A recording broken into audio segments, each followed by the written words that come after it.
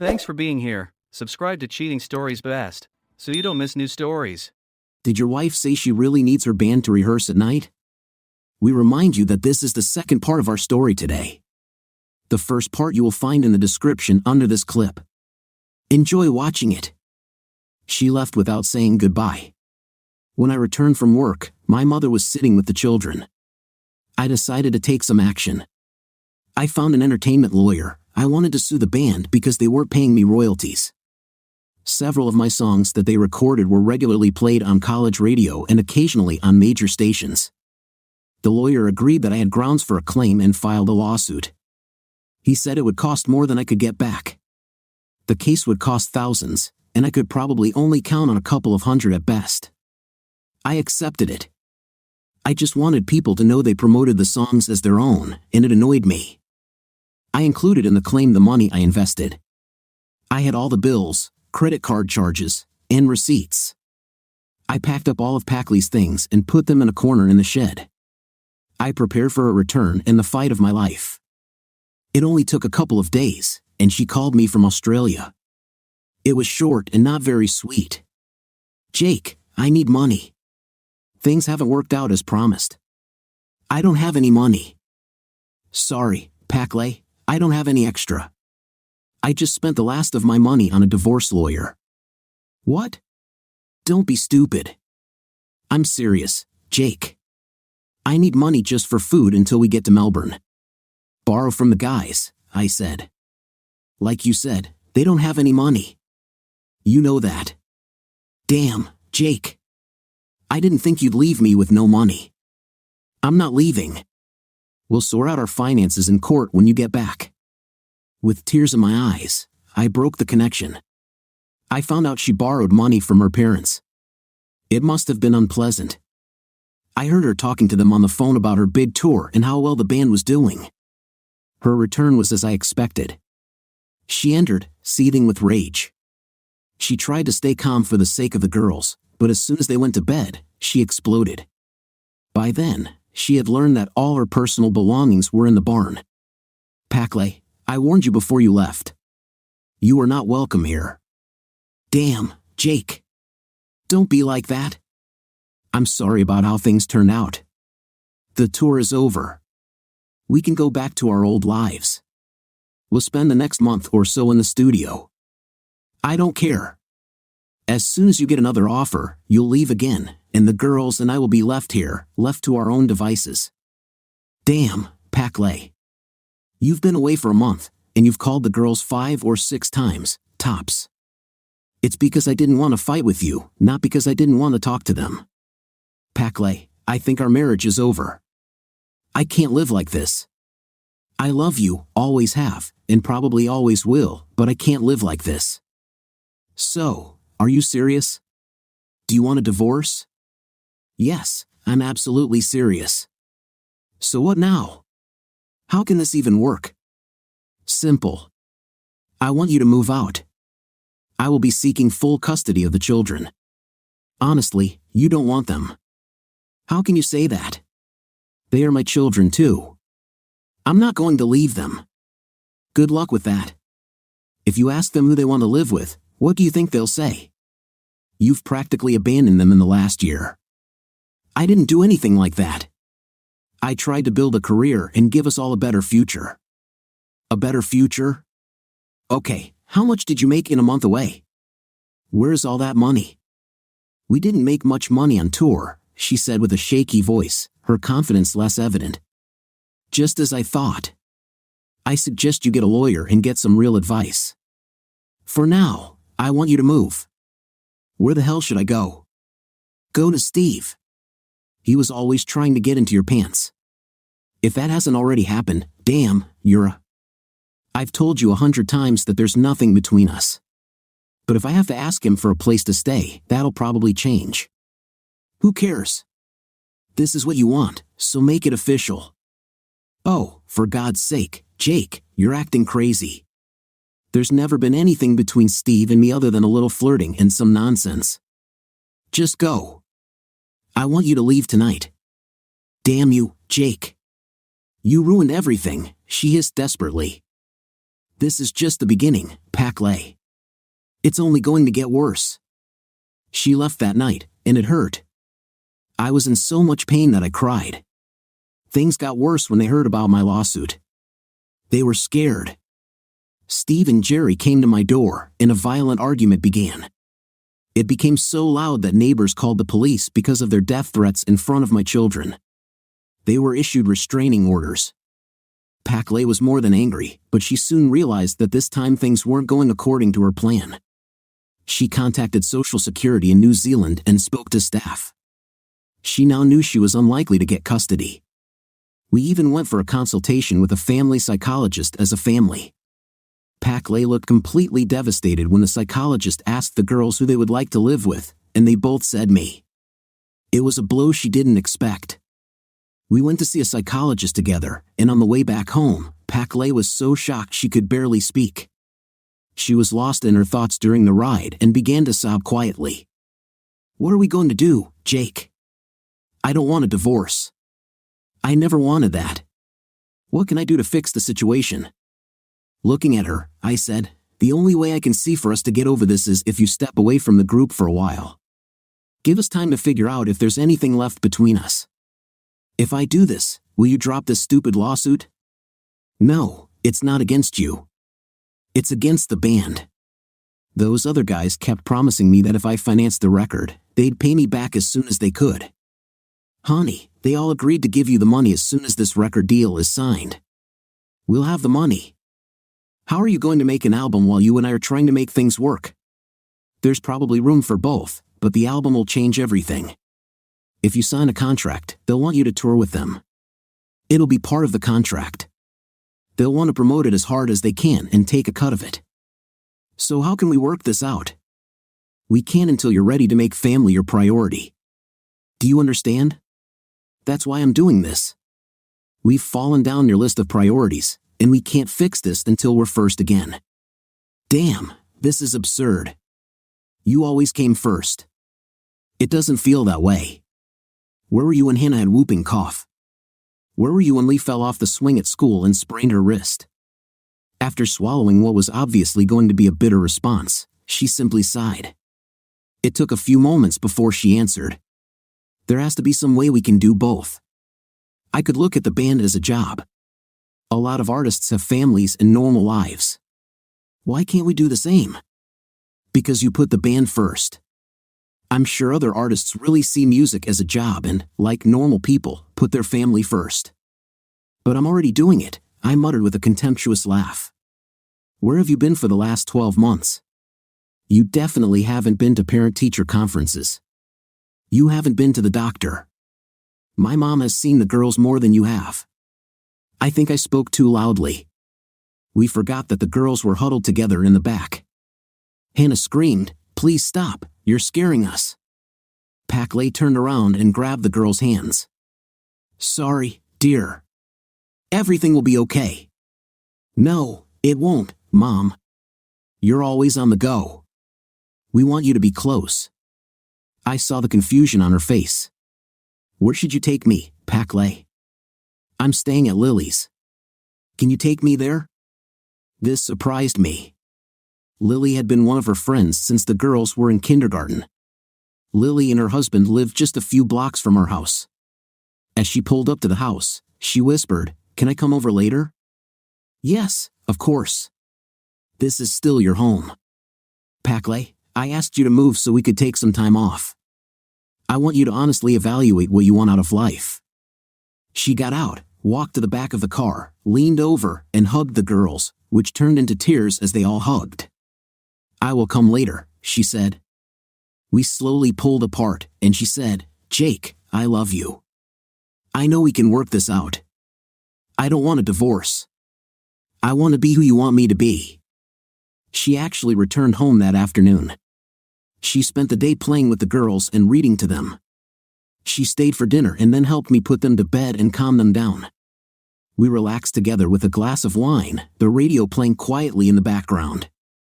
How did we get to this point, Jake? I don't know, Paklay. It started out fun, but you got carried away. You left us behind. I think you've outgrown us or something. Now we're more like an anchor than the wind beneath your wings. But I don't feel that way. I just wanted to do my part. I know you understand. You've been there. You know how I feel. I always wanted to be a respected musician, write songs, record albums. Yeah, well, what I think is that you focused on the end goal and forgot about us. You came at it from the wrong direction. You stole my songs. It was painful. You made me finance everything. I paid not only for your stay but also for these other losers.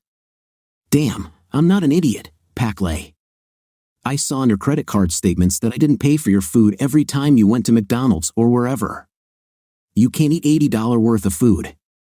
She lowered her eyes and blushed. Yeah, you're right. It wasn't right, but we needed songs. I really thought you'd enjoy seeing your work get noticed. They're great songs, but you never asked. You just took them. That's what hurts. You did it in secret. You hoped I would like it because you knew how I would feel about it. That's why you never asked me. Okay, I get it. I screwed up. But is this all an overreaction? Why didn't you talk to the group about this instead of suing? Because I don't like them. I never liked them. I told you that when we first met them. Yeah, I don't understand it. They're good guys. They're idiots. Neither of them can finance anything. The last 12 months have been one big party for them, and all I did was finance it. This took the wind out of her sails. She smiled slightly. Yeah, it's been a wild year. You should know that I didn't sleep with any of them. Yes, they all tried, but I never did. Maybe I'm jealous. I don't know. It's not just your dream, it was my dream too. I put it aside because you and the girls needed me. All I wanted was for you to relate to me with the same respect. Jake, I've got a chance. You know how hard it is to break into the industry. Honey, if we get this record deal, it will be huge. The guy we were talking to said that your song we recorded, Night Sky, could really be a #1 hit. Yes, my song. Not yours, not the group's, mine. So what happens now? I don't know, Paclay. I want to try, but only if you put in some effort. Can I stay tonight? No, not tonight. I'm still angry. Maybe it's better if we take a couple of days. I want you to spend time with the girls. They're angry too. They feel abandoned. Fix that first. Things sort of settled down the following week. Paclay spent a lot of time with the girls. She was in the house every day. After many requests, she moved back. The woman I loved and married came out from under the veil. She got up early, cooked breakfast, did all the housework, and when she was home in the evening, dinner was ready. I fell in love with her again. She didn't have any money, so I gave her my bank card, although I kept a close eye on it. I knew that she saw the group and rehearsed almost every day. It didn't bother me. She never talked about them, and I never asked. The bitterness returned when I received notice of the first trial date for my lawsuit against the group. The letter was lying open on the dining room table when I arrived home. Paclay gave me a disgruntled, reproachful look. Dinner passed, and the atmosphere was colder than usual. It's funny how our happiness was so fragile. The tension had slowly built up throughout the evening, simmering just below the surface. Once the girls went to bed, Paclay began, Jake, I'm begging you, please drop this stupid lawsuit. The guys don't have any money. They can't pay you even if you win. Maybe not, but it'll sure as hell make me feel better. But it will destroy the group. We discussed this. We are all ready to return your money. Just give us time. What about a big record deal? We're still working on it. We're really close to concluding it. Well then, maybe you can settle this with me before the trial. Jake, give us a chance. I know we were unfair, and you're right. We took advantage of your generosity. Yeah, and if I drop the lawsuit, these idiots will just forget about it. It's not about you, Paclay. It's about them. They defrauded me. There was never any intention of getting the money back. It was our money, yours, the girls, and mine. They were on our vacation. I saw her chew her lips, but she swallowed her answer. Steve was able to get legal help because he was receiving unemployment benefits. Using legal advice, he was able to get the hearing postponed, saying he needed time to gather information. The day I came home from work, I found Pakley, Hannah, and Lee all happily dancing in a circle. Pakley was singing loudly. She saw me and rushed into my arms. "Honey, we made it. We got a record deal. We're on our way to success, a real label." I shared her kiss, that magnificent, goosebump-inducing kiss. "Congratulations. Who is the contract with?" "Flying Nun." "Well, actually, Mushroom Records." "Flying Nun? Wow. Well, congratulations." When we separated, we were both a little out of breath, breathing slowly. "When will you start recording?" "Oh God, I don't know. We're still working out the details." "Oh my God, Jake, this is what I've always wanted." "I'm happy for you, Pakley. I really am." The girls joined in the hug, and we all held hands and danced around like witches around a boiling cauldron. We were all tired, and Pakley asked, "Can we go out to dinner to celebrate?" I nodded. "Sure, let's get changed and go." Dinner was fun. I had forgotten how effusive and joyful Pakley could be. She couldn't stop talking about the songs, what order they should be in, what she wanted to change. It was fun listening to her chat, it relieved some of the tension. She was talking about my songs. They were going to record my songs. I sat there chewing my steak, listening to her until I couldn't hold it in any longer. "So, you still want to use my songs, huh?" She looked at me with a stunned expression. "Yes, sure." "Well, are you going to ask about my permission to use them?" She grumbled, shaking her head.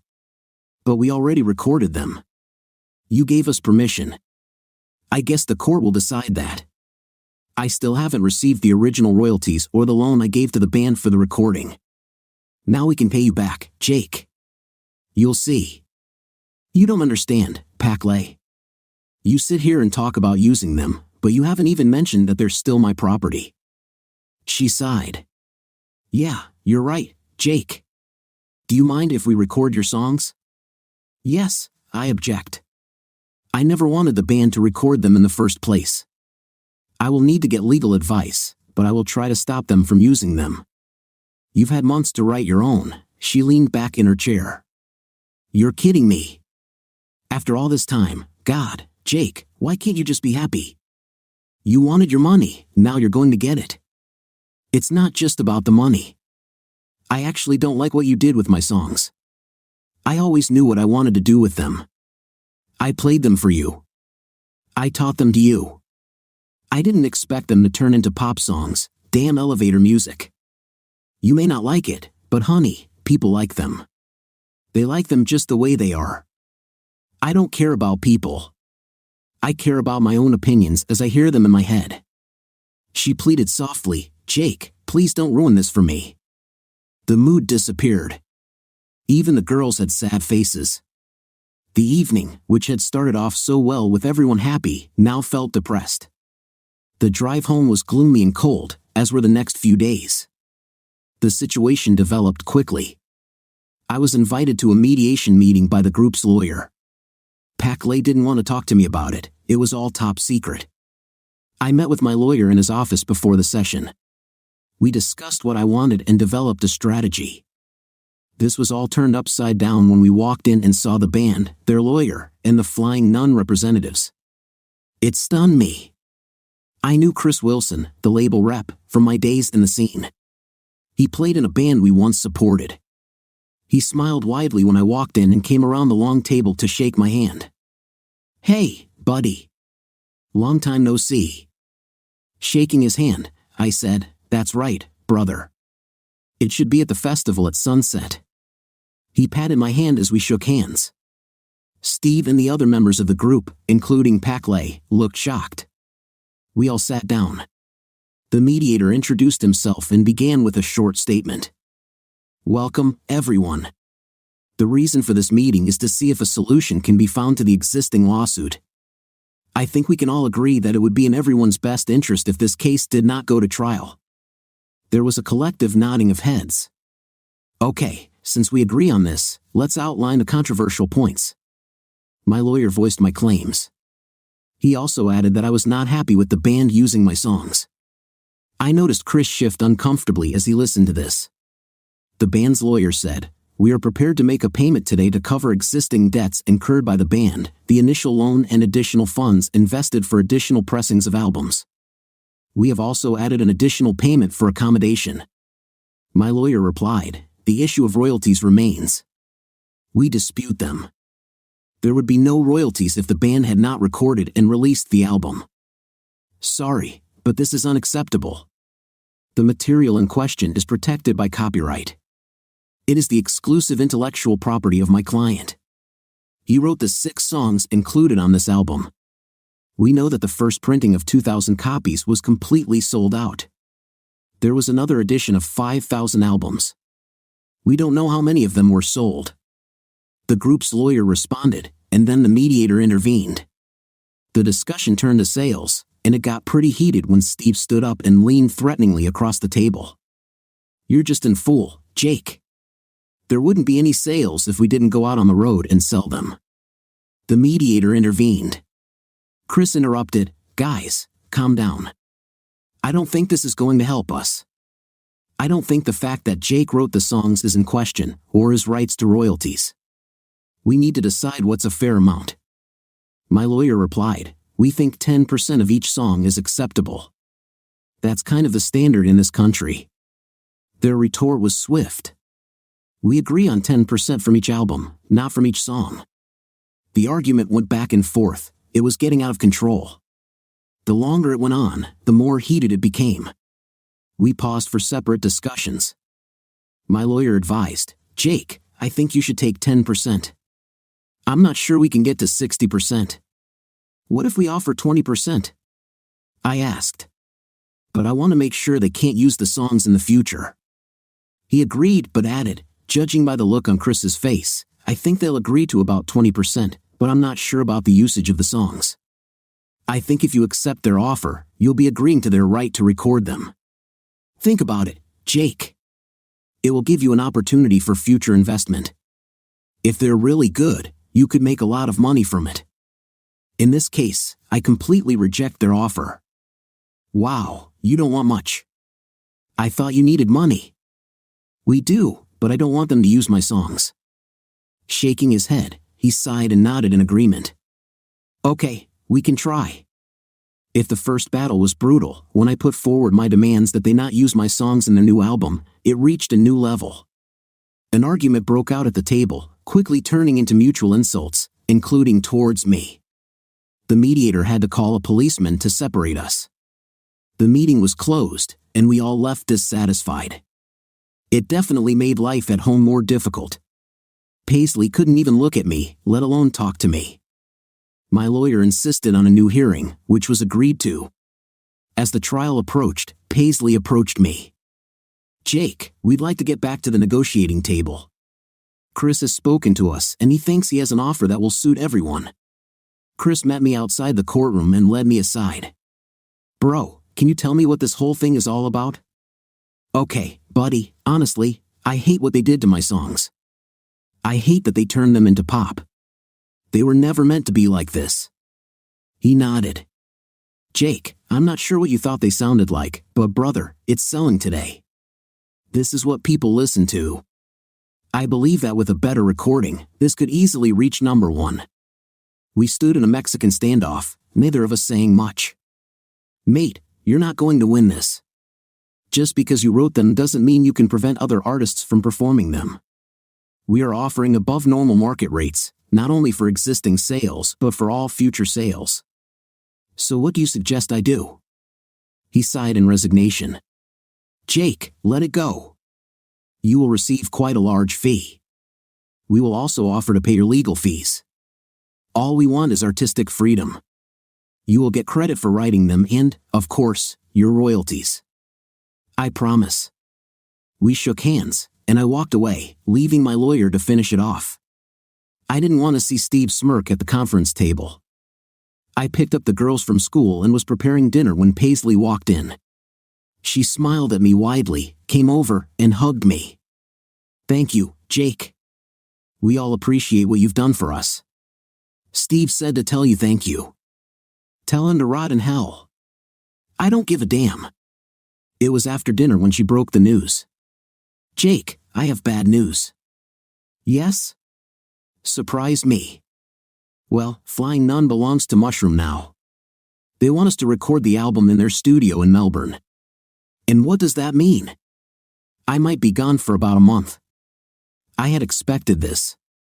"Are you going to be okay with this?" "No, actually, no. Look, Packley, I think we can both see that this isn't working. I think you should go your own way, leave me and the girls to sort out our lives." I saw sadness in her eyes. Small, shiny tears flowed from them. "Jake, it's only a month. When I get back, we can do something, reunite." "No, it's not that simple. After the album is released, they will want you to go on tour and do promotion. You'll be missing for another year. I'm not ready to live like this. They are my children too, Jake. You can't stop me from seeing them. I would never do that. You are their mother. I will never stand in your way. Go and conquer your dragon. I hope that when you're done, you'll have some time for your kids." She wiped her tears and cleared her throat. "What about us? Can you wait?" "No way. I don't wish you harm, but I'm done. I think we should break up and move on. But I don't want to move on. I want my family. I want you." "Yes, but not as much as music. We parted ways, at least on reasonable terms, not as lovers, but at least we talked." The day she left was heartbreaking. We tried to explain this to the girls, but they were devastated. It took a few days for them to calm down. At first, Packley called every evening, then it was reduced to every other day, then to once a week. The girls seemed as tired of it all as I was. Packley promised them mountains of gold but actually delivered little. Some gifts arrived within a couple of weeks. It's true, money can't buy love. We settled into our routine. Mom helped, and luckily the girls liked her. I tried to forget Packley. When she called to talk, I simply handed the phone to the girls. They also quickly lost interest in her. Even Packley, with her blind optimism, could see that she was losing touch with the girls. Music was supposed to be my salvation. All my life, I have loudly proclaimed that music can be a powerful healing force. Now it's time to prove this theory. Every night, after the girls went to bed, I poured my soul into new songs and reworked old ones. It didn't take long before I had what I thought were truly great songs. I liked them. 2 months later, Paisley returned from the recording studio. She looked stunningly beautiful, this needs to be said. If anything, she looked more attractive than ever. She had a new short haircut that suited her very well, and she dressed in a more urban style, apparently trying to sell the band's image. The album was presented in Auckland. Paisley offered to pay for my trip, but I decided not to get involved. They held a number of promotional appearances throughout the country.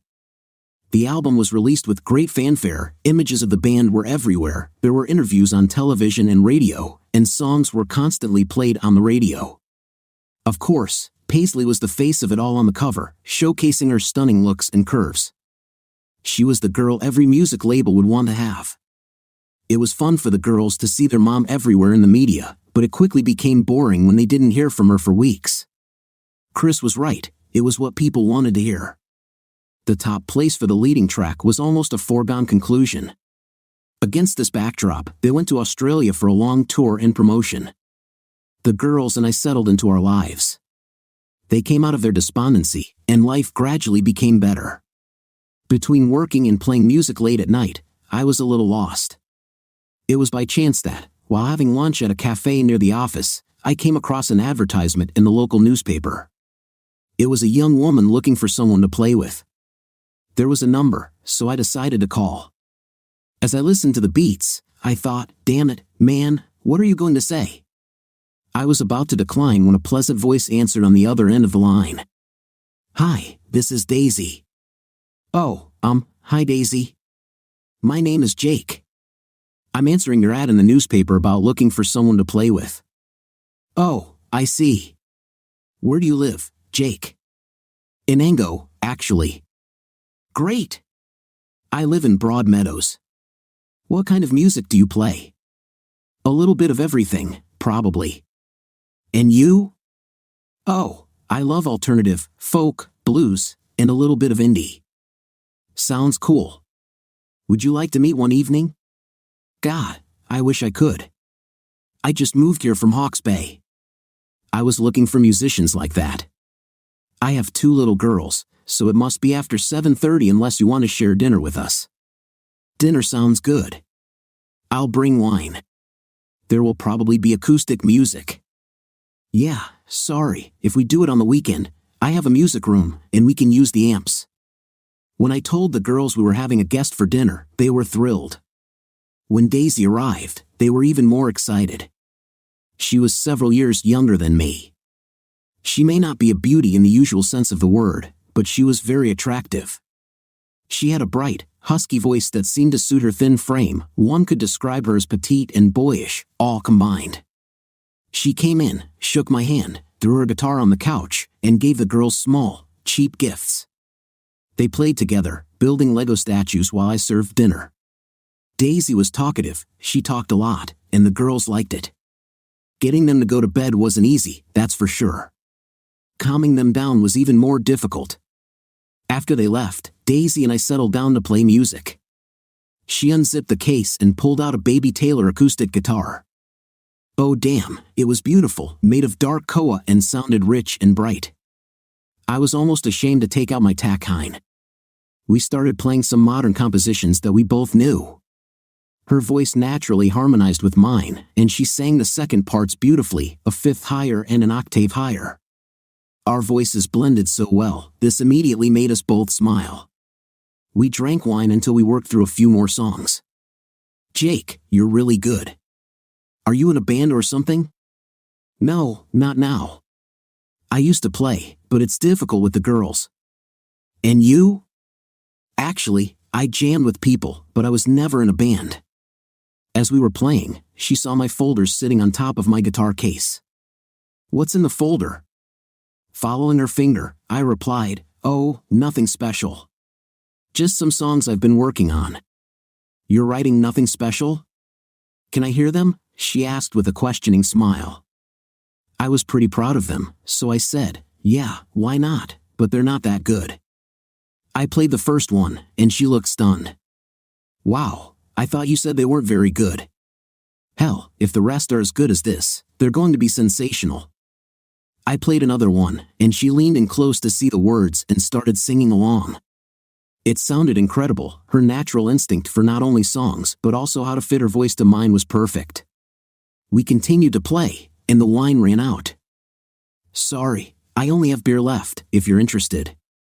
She nodded. Yes, that would be nice. I got up to get a beer. When I returned, she was flipping through my other songs. When I sat down, she looked at me in disbelief. Are all these songs yours? Yes, all mine. But these are from that new group. This song, Midnight Wish, plays on the radio all the time. Yes, and, well, you said you weren't in a band or something.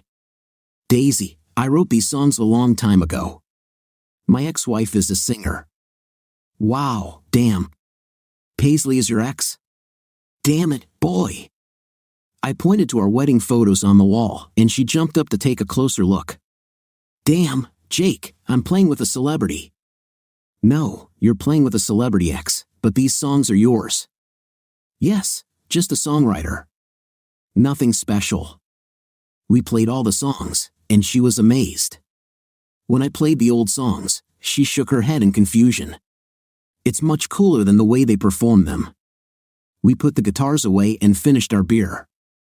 We talked until late at night. She was cheerful and easy to talk to, and without much effort, she got the whole story out of me. I guess I wanted to talk about it. Over the next couple of weeks, Daisy became a frequent visitor to our home. She developed a really good relationship with the girls. They liked having a woman nearby. Daisy attended the Polytechnic Institute, where she studied sound engineering. I was a little shocked when she asked, "Jake, would you like to speak at MIT? We're having a barbecue on Saturday." When I said I was playing with you, they asked if we could play for them. I responded with an indifferent shrug. "Yeah, I guess we could. It would be fun to perform in front of people again." She would come over every night, and we would practice late, getting all the songs right and putting together a playlist. On Friday night, as I dusted off my old sound equipment, I felt a rush of excitement. Everything still worked. I checked all the cables, microphones, and effect pedals.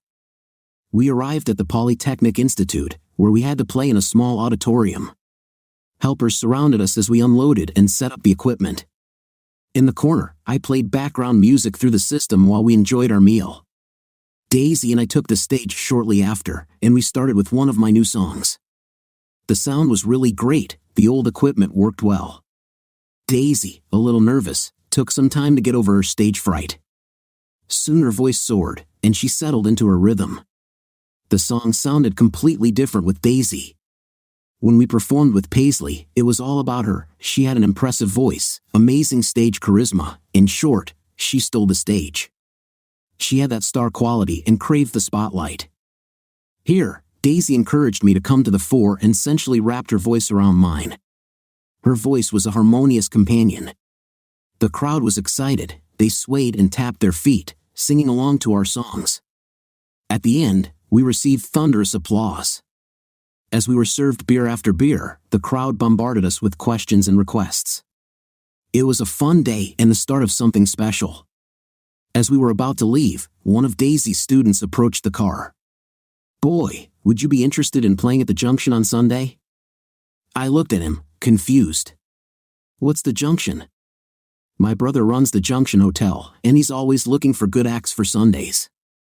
He usually has a jazz band playing, but he told me he was looking for something different." Daisy gave me a supportive look. "What do you think?" I asked her. "I'd like it, but only if you want it." And here we are, a week later on a Sunday afternoon, playing in the garden bar of the Junction Hotel. The crowd was delighted. Many people gathered to listen. I couldn't believe how involved they were. It somehow recharged Daisy and me. I'm usually not that dynamic when I perform, but that day I found a new rhythm. Daisy was into it all too, and we ended up with something special. We moved in unison. It was completely natural and unplanned. The more I moved, the livelier and more extravagant Daisy became. Soon the crowd was up and dancing, and there was a hot little crowd in front of the stage, dancing and swaying to the beat. It was the most amazing performance. To top it all off, the manager invited us to come back. It looked like we had held the crowd longer than any previous act, and we made $500. On the way home, Daisy exclaimed, "Wow, what a thrill." Oh God, it was incredible. I've never felt this way before. They were so into us. I dropped her off at home, and she said wistfully, "Hey Jake, thanks for letting me be a part of this. I mean, you might not have done it." They weren't interested in me, they were interested in us. "You're a great singer, Daisy. Really good." She blew me a kiss. "Thanks, Jake. You're a good guy. See you Tuesday night." I'm already looking forward to it. I picked up the girls from their mother on the way. They were full of stories about what they did at Grandma's. Our Sunday sessions had become something of a local landmark in Wellington. We gained a small audience, which led to other performances, mainly Sunday lunches, although other opportunities arose as our popularity and reputation grew. After one of the Sunday lunch sets, a guy approached me while Daisy and I were drinking beer. He extended his hand for a handshake. "Jake, my name is Grant Stevenson. I'm a Dominion journalist. Could you give me a short interview?" Looking at Daisy, I said, "Yeah, no problem, bro." He laughed. "Really, bro?" "Sorry, kid, just trying to be cool." He laughed again. "Come on, it's no big deal." He disappeared for a minute and returned with beer. When he sat down, I said, "You know we have a writer, right?" "No," he said, looking confused. "Maybe you could have told me before I went to the bar." I thought you would understand." "No, I thought writers were a thing of the past." As we took a sip of beer, he said, "Can you tell me why you only play Silver Dream Express?"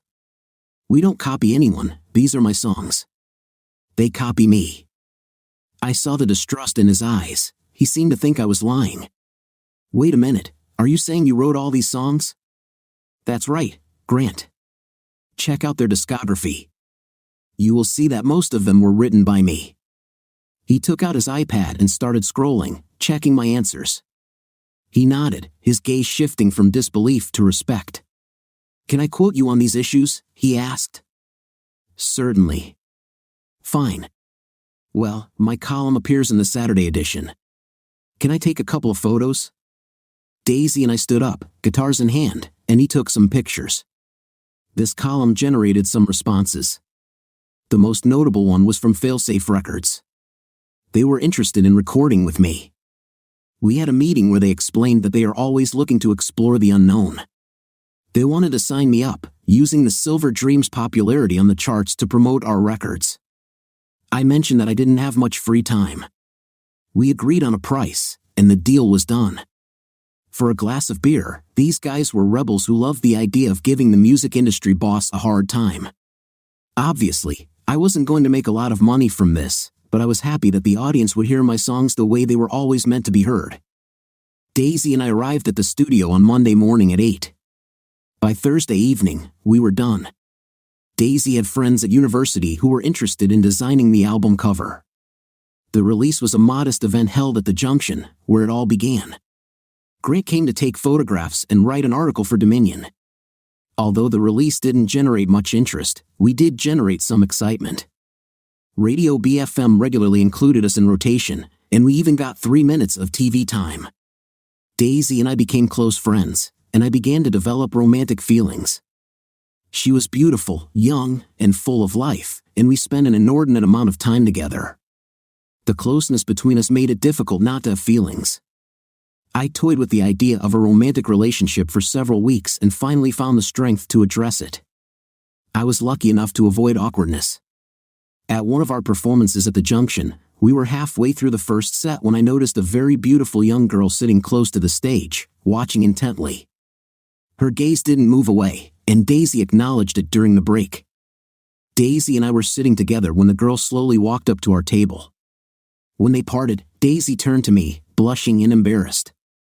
"Jake, this is my friend Sabrina." I stood up too, and we hugged. "Hi, Sabrina. Nice to meet you." When we all sat down, I asked, "And how long have you been together?" Daisy chimed in, "Jake, I'm sorry I didn't say anything sooner." Sabrina and I were both nervous about it. No one knew. "Hey, no need to explain. I understand." "No, I'm terribly ashamed. I know I should have trusted you. It just didn't seem like the right moment." "I understand. You must feel like I was deceived." "No, everything is okay. It would be good to know, but you can trust me." "Daisy, I wanted to." Honestly, Sabrina and I decided this week that we have nothing to be ashamed of. We're going to make this public, and we wanted you to be the first to know. I leaned closer, and we hugged. "Thank you, Daisy. I appreciate it." She added, almost in a whisper, "Are we going to be okay?" "Certainly. I don't care about these things. I'm just glad you found love." We ended our second set with Sabrina and a group of fans dancing in front of the small stage. When we were done, Sabrina came over and helped us pack up. Our friendship changed after that, with any thoughts of romance gone. Daisy and I became fast friends. Sabrina also became a regular guest at our home. Every night when Daisy and I played music, Sabrina would come over and hang out with the girls. It was a perfect match. The girls adored Sabrina. She looked a bit like a little girl, so they got along great. Our happy home was thrown into disarray with Paisley's return. She showed up at home on Saturday morning. I was mowing the lawn, so I didn't notice her at first. It was a hot day, and I was pushing the lawnmower up our steep front lawn. When I got to the top, Paisley was there, arms full of bags. I turned off the lawnmower and took off my headphones. "Hi, Paisley, how are you?" She put down her bags and spread her arms. We hugged tightly. "Oh God, this is so good. Jake, you were so missed." "Yeah, we missed you too, Paisley." "How was the tour?" "Okay, very good, actually." The crowds were huge. Byron Bay was amazing. "Great, glad to hear that," I said. "The girls are inside," Paisley said. I helped her with her bags, and we went inside. I think Paisley was shocked by the girls' indifference. She probably expected them to run towards her, but at first, they didn't even recognize her. It was only when she knelt down and spread her arms that they approached, but they walked rather than ran towards her. As soon as they hugged, tears and kisses began, along with exclamations of "Mom." They then moved to the couch, where Paisley handed out the gifts. She got it right, the gifts were perfect, and the girls were captivated by the new dresses, dolls, makeup kits, and some Legos. They both loved Lego. I prepared dinner while they played together. Listening to the girls begin to open up to Paisley was interesting. It started off slow, they were unsure and awkward. There was some awkwardness in talking too much, as if they were meeting a stranger. By the time we served dinner, they began to feel comfortable enough to speak more freely, stories about school, new friends, what grandparents were doing. It was slow, and as I watched Paisley, I saw the pain on her face. The girls loved her, it was the unconditional love that children give to their parents. There was no doubt about it. However, you cannot leave your children and expect them not to notice or change their attitude towards you. Now their connection with their mother was more like a meeting with an absent relative. Paisley saw it, felt it, and her anguish was so obvious. Her secretive, sad look she gave me showed that she was never one to hide her emotions. She carried her heart in her palm, a real carrion. Over lunch, I tried to help mediate to get the girls to open up. It happened, but slowly. After lunch, the girls ran off to their bedrooms, leaving Paisley and me sitting in silence. This was also awkward, but Paisley was the first to speak. "How are you, Jake?" "Yes, okay, I guess." It was tense. "The work takes a lot of time." "Yes, I can imagine." "What about you, Paisley? How was the tour?" With a small shrug, she replied, "Actually, it was great." The tour was a success. We were able to establish ourselves and build our reputation. The songs are doing well on the charts. Chris thinks the album might even become a top seller here in New Zealand. "Okay, I'm happy for you." "Are you really happy?" she snorted. "It doesn't look like it." "I don't know what to tell you, Paisley. Do you want me to jump for joy and bang on the drum?" "No, but I think you're just saying words. Try to be nice." "Listen, this damn group destroyed my family and stole my wife. Don't expect me to be happy. I never wanted you to leave. The fact that you could have just walked away from your family, from your daughters that you say you love so much." Her response was a bitter growl. "Don't you dare criticize me. I love these girls. If I thought you would accept me, I would have returned sooner. I would have taken breaks, but damn it, Jake, you couldn't even talk to me." I was angry. "You chose the group and superficial friends over us. Just like the girls, I feel abandoned." "I never abandoned you. If you had worked with me instead of turning everything into a big fight, maybe we could have done things differently. Heck, you could have come and traveled with us. The girls would love to see Australia. They had school. I had work. Not everyone can just pack up and disappear. Some of us have responsibilities." Tears began to fall slowly at first, but as she began to wipe them away, more appeared. Her mascara was running, and her cheeks were smudged and stained black. Hannah came in to show us something she had made. Seeing Paisley crying, she grabbed Paisley's hand and climbed into her lap. "Don't cry, Mom. Everything will be fine." Paisley hugged her tightly. "Thank you, dear. Thank you." When Lee saw what she had missed, she ran over, jumped onto Paisley's other knee, and the three of them hugged. "I need to finish mowing the lawn and putting everything away. I'll leave you so you can talk." When I finished, I was exhausted. Our lawn was not big but steep. I removed all the trash and went inside. The three of them were playing on the mat again with Legos and dolls. Paisley jumped up, ran over, and ran into my arms, sweating. "Jake, you did an amazing job. The girls are wonderful. Can I see them again tomorrow?" "No problem. It's still your home too, Paisley. I will never come between you and the girls. I don't want them to become weapons." "Thank you, darling. Maybe we could all go to the zoo or something.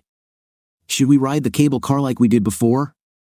"Sorry, I'd like to, but I have work tomorrow." She pouted sadly. "Oh, I see. Are you dating someone?" I replied mockingly, "No, but I have friends." "It's normal. I didn't want to intrude." "You don't need to tell me." "Paisley, I was honest. If I was dating someone, I would tell you." She nodded sadly. "Okay, I get it. You don't want to go. It's okay." The girls interrupted before it got awkward. "Can we go to the zoo, Dad?" "Of course, dear. Mom will pick you up around 10, and you will spend the day together." Lee shouted, "Hooray! We're going to the zoo. Can Anna come?" Paisley looked at me. "Who is Anna?" "This is my friend," Lee sighed as if to say, "Why don't you know?" "Well, if Anna is coming, can Becca come too?" Hannah asked. I saw Paisley sag under the pressure. I chimed in, "Maybe you can just go with your mom, have a fun day, and make some friends next time." They frowned but agreed. Paisley looked at me gratefully before walking away. It was a mix of emotions watching her leave. She looked amazing and still managed to make my heart race. Well, Sunday morning was like a madhouse as the girls ran around trying on the many different outfits Paisley had brought. We ate breakfast and quickly cleaned up before Paisley came to pick them up. Then there was the scramble to pack the equipment into the car for our gig at the junction. Luckily, Daisy and Sabrina came to help. The first set was amazing. The crowd was excited, and we got to experience a couple of new songs I had written. This was their first public performance, and they were received with delight. We had a few drinks during the break and sold a couple of CDs. The atmosphere was fun. Towards the end of the second set, Hannah and Lee ran up and started jumping in front of the stage. They had their faces painted and wore little fairy costumes. I looked up and saw Paisley leaning on the door of the garden bar. She looked stunned. When we finished the performance, Hannah and Lee climbed onto the stage as they often did when their mother brought them to watch. Daisy leaned down and kissed them before Sabrina helped them down, and they ran into her arms. I watched as Paisley looked at Daisy and then at Sabrina. She walked forward slowly and reached for Hannah's hand. Lee grabbed her and pulled her into the small crowd of mostly women dancing in front of the stage. Paisley made contact and danced with them. When Hannah pulled Sabrina to dance with them, I expected Paisley to feel uncomfortable, but she got into the game, and they danced holding hands. When the set ended, I was busy signing and selling some CDs when Paisley walked up. Well, it sounded great," she said. She leaned over and picked up one of the CDs. "This is what they should sound like."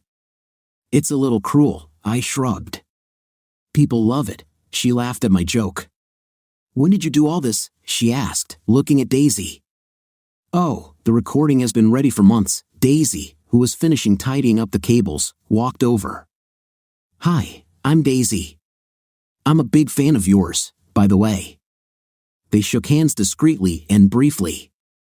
"How long have you been together?" Paisley asked. "About 6 months," Daisy answered. "Have you finished your tour?" Paisley asked sharply. "Yes," Daisy replied. "I just got back yesterday."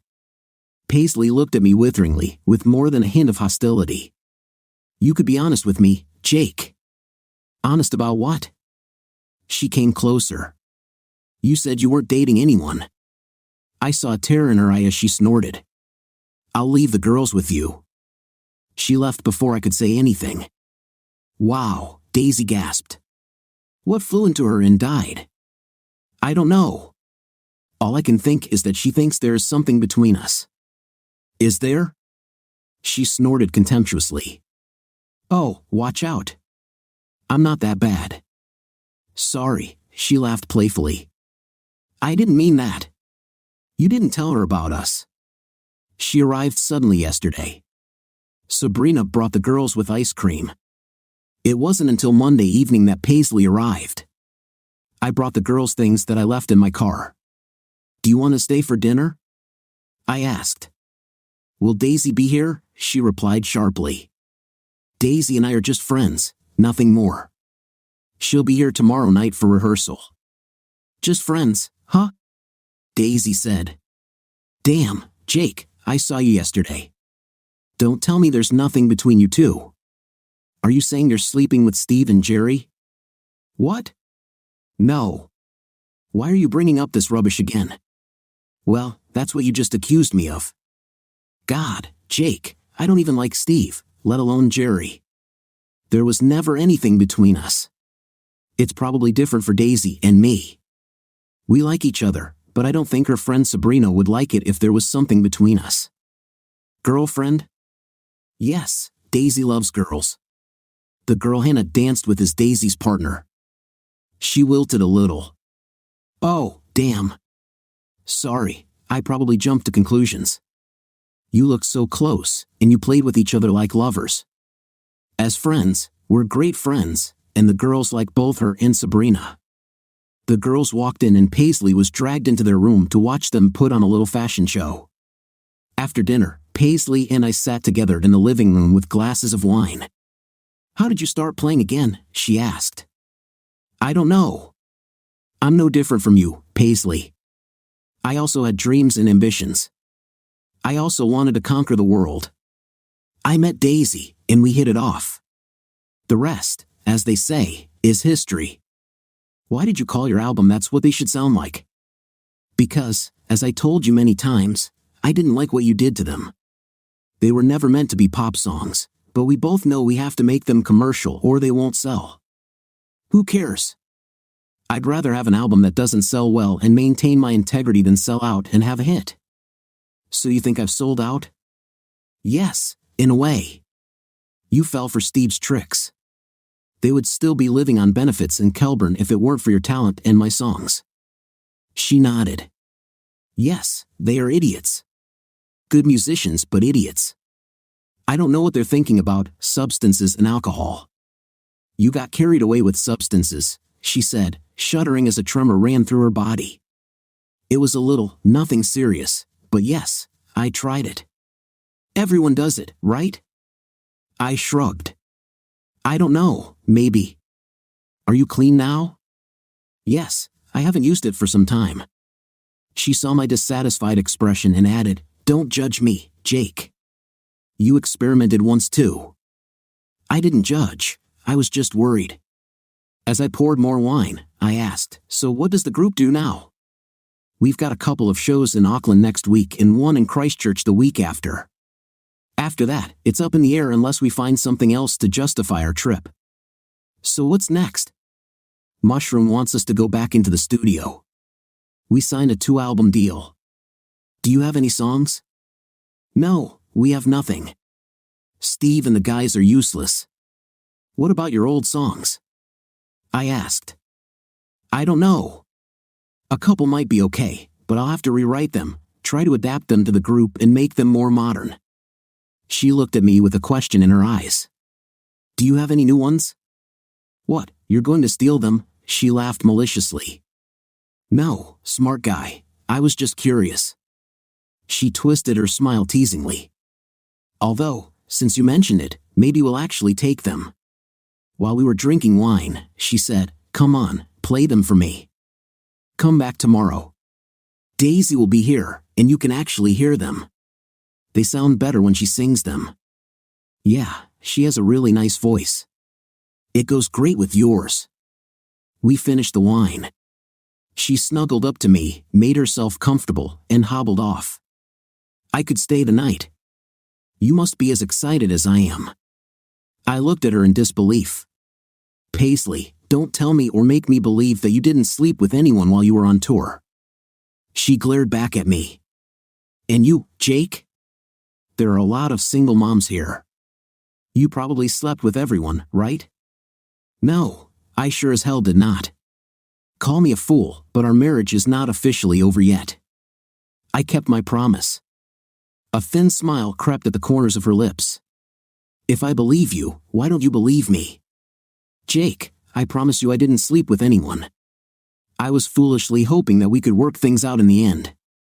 Okay, your point is clear, but that doesn't change anything right now. I'd rather not raise the girls' hopes. They're just getting used to having you around again. You'll probably be leaving again in a week, and then they'll be shattered again. Jake, I'm not here just for the girls. While I was away, I realized that I love you. I need you in my life. I don't know, Paisley. I love you too, but I can't live the way we lived before. I don't want it to be like last time. Yes, I'll have to go away for a while, but if we schedule the album recording around the school holidays, we could go as a family. We can't go away for a few months. Yeah, we could go on a couple of trips, but if it's like last year, you'll be gone again forever. Sorry, Paisley, it's bad for the girls. It took me a long time to calm them down after you left. Jake, there must be a way to make this possible.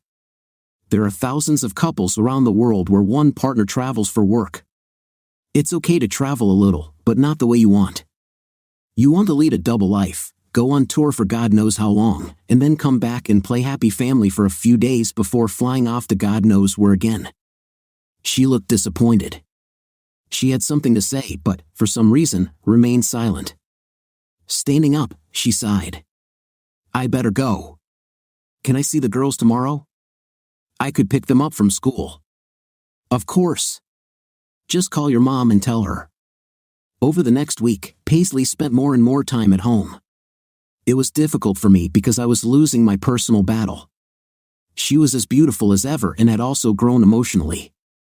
She was witty and charming. Every night after the girls went to bed, we would snuggle up on the couch. It was difficult for me to keep my distance, especially because she tried so hard to worm her way back into my life. Our conversations changed too. Now we were talking about the future. Jake, I can't continue living with Lily. I need my own house. I've been looking, but God, it's so expensive. I'm not sure I can buy it. She was looking for a reason, and I understood that. Paisley, you could move here. We have a spare bedroom. Maybe that could work. Thank you, but no. I can't do this. I love you. I want to be with you. Living platonically is not an option for me.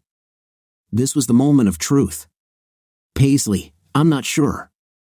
What if this doesn't work? You're leaving again next week. Darling, I'm only going away for 6 days. I'll be back before you get bored. Her pleading look softened my heart as she added, Jake, what's the worst that can happen?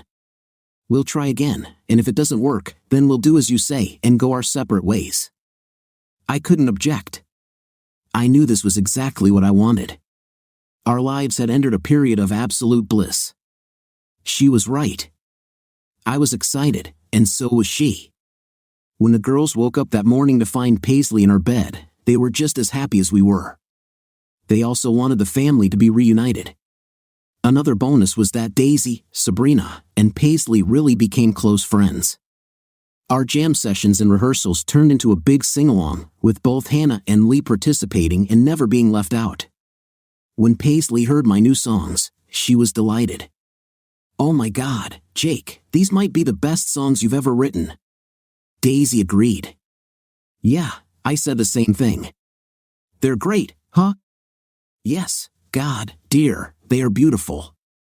I can imagine how we will perform them. No matter how it is, I answered sharply. They all laughed.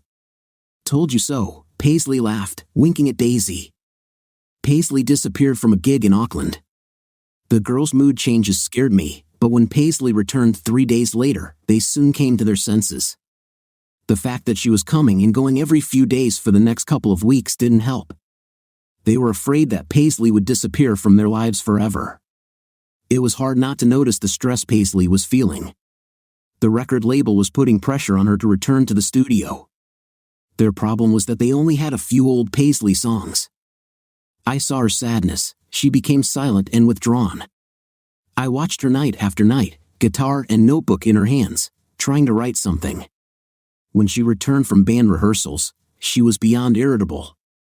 Damn, these guys are useless. They don't know anything about songwriting. Watching her struggle to write something, I took pity on her.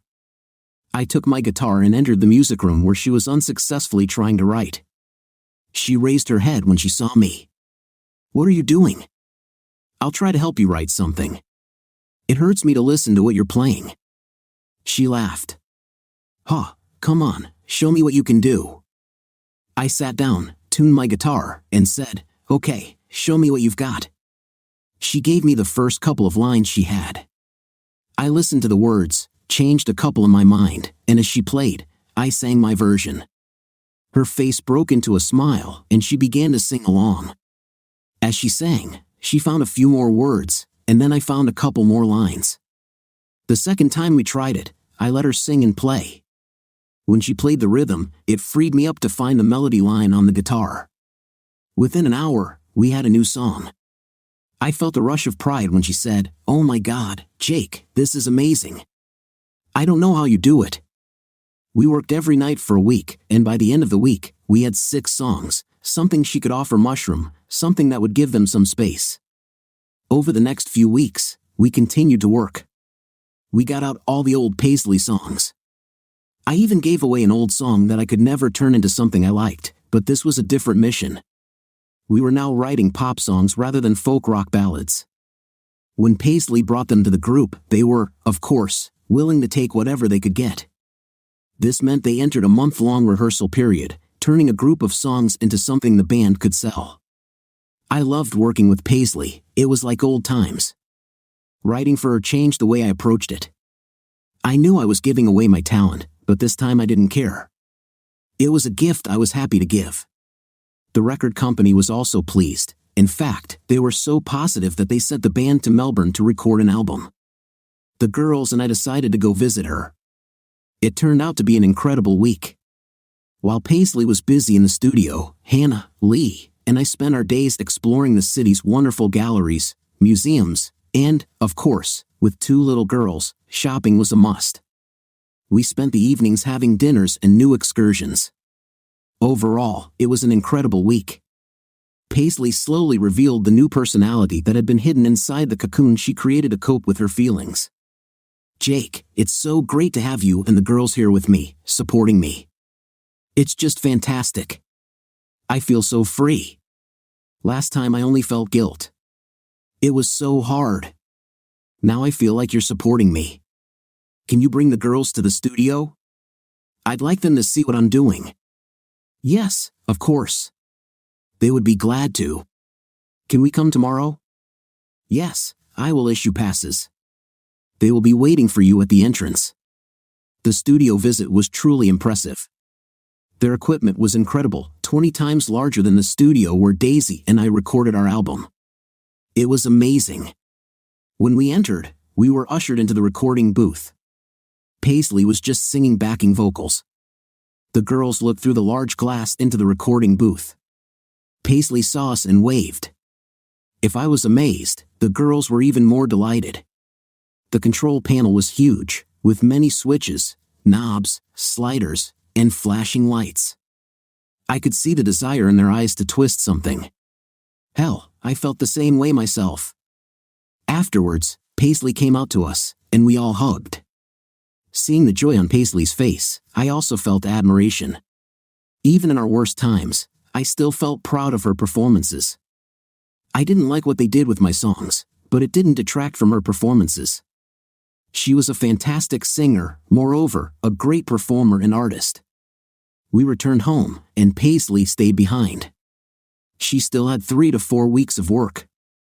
This time we stayed in touch. She called every evening, and the girls loved it. We video called several times. Paisley showed the girls the new outfits she bought for them. It was so nice not to feel anxious. Moreover, I missed her incredibly. Every night in bed, my heart yearned for her, for the smell of her skin, for the feeling of her softness. I missed her deeply and wanted her to come back. When she finally returned, it was a relief. The girls couldn't wait. A lot of it had to do with waiting for the new clothes Paisley had bought for them, but at the core was love and warmth. Paisley brought one surprise with her, tucked under her arm, a new album. She handed it to me. I took it from her outstretched hands, looking a little surprised. "Beautiful," I said, admiring the cover. I read the credits inside and saw, in bold letters at the bottom, all songs written by Jake Mello. It stunned me. "Why did you do that? You wrote them too." "No," she said. "These songs would never have appeared if it weren't for you. Without you, we would have nothing. They would never have been born. This is my way of saying thank you." "Thanks, Paisley, but you didn't have to." "I know, but I wanted to. It's not much for all the trouble I put you and our family through. Thank you for so much more than just songs." Nothing goes smoothly in such relationships. After the recording was completed, the next stage began, a new tour, concerts, interviews. She was away a lot, but after this burst of activity died down, she returned home and was at home most of the time. When the concerts were in New Zealand, we went with the whole family. We bought a small camper van and followed her around as a group of fans. I never really got along with the guys in the band. They were living the stupid rock star dream, blowing all their money, always broke. It could never be sustainable, not for them.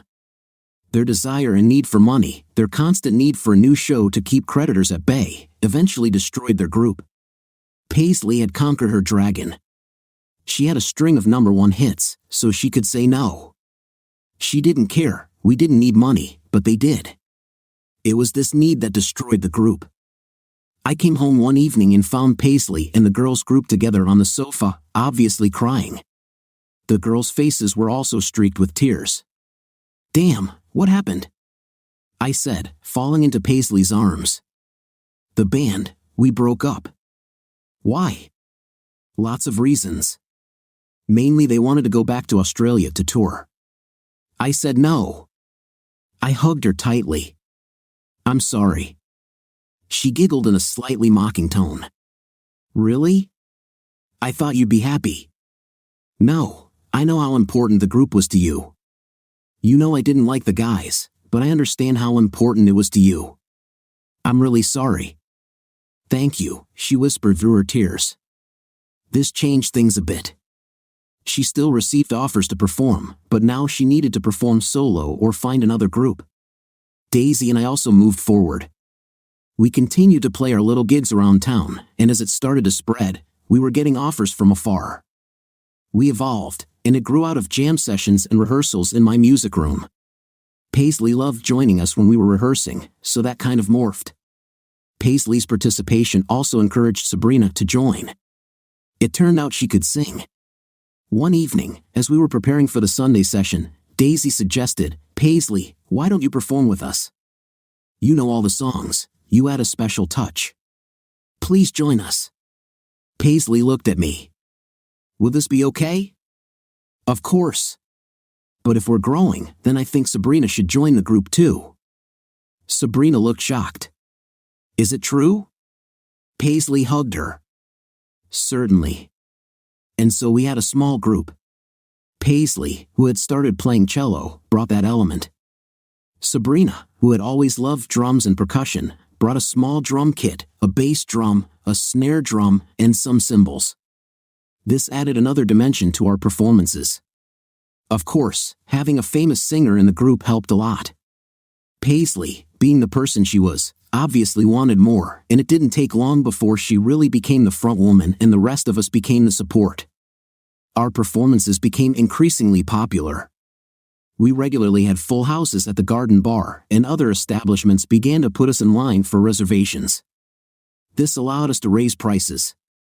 I dreaded the day when Daisy would finish her studies at the Polytechnic Institute. We often talked about how much she looked forward to returning to Gisborne. The day came, and I was excited but also sad for her. The small group had become such an important part of our lives that it would be sad to see it end. Paisley threw a big party to celebrate Daisy's graduation. There were many friends and children, a barbecue, and lots of drinks. It was a wonderful day. Later in the evening, when the crowd had cleared, it was just Sabrina, Daisy, Paisley, and me. So, when are you going to come home? I asked. Daisy shrugged. I'm not sure. I'll come back. Sabrina has a cool job in Tamaki-Makoro. We have an apartment, and well, we have a band. I mean, if you don't want to continue, that's fine, but Sab and I like it. You're not going anywhere, Paisley replied sharply. Damn, I love the band. This is the most fun I've ever had. Everyone looked at me. Hey, I didn't want you to leave. I love the band too. The birth of our third child was completely unexpected, but fortunately, it was a boy. I was tired of being in the minority among women. This change altered everything once again. Paisley had to cut back on travel, no more big concerts for a while, but it gave us time together as a family. What do you think of this story? Which part did you like more? To be honest, I thought Jake didn't like himself and sacrificed his own happiness for the sake of his children, and I didn't like Paisley at all as a character, mother and wife. Although that's just my personal opinion. Write your stories in the comments and see you soon.